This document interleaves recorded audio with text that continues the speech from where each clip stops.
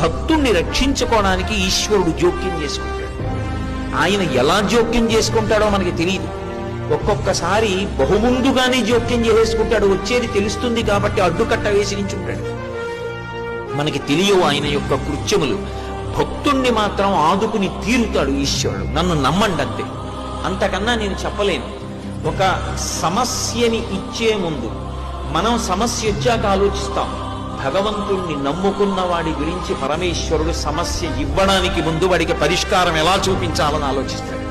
నన్ను నమ్ముకుని ఉన్నవాడు వాడు పాడైతే, అందుకే భాగవతంలో అష్టమ స్కందంలో అంటాడు, వాడు నా కొరకు రక్షింపవలయువాడు. వాడి కోసం వాడిని నేను రక్షించట్లేదు, నా కోసం రక్షిస్తున్నా. అటువంటి వాడు పాడైపోతే లోకంలో భగవంతుడున్నాడు అని ఎవడు నమ్ముతాడు? నమ్మడు.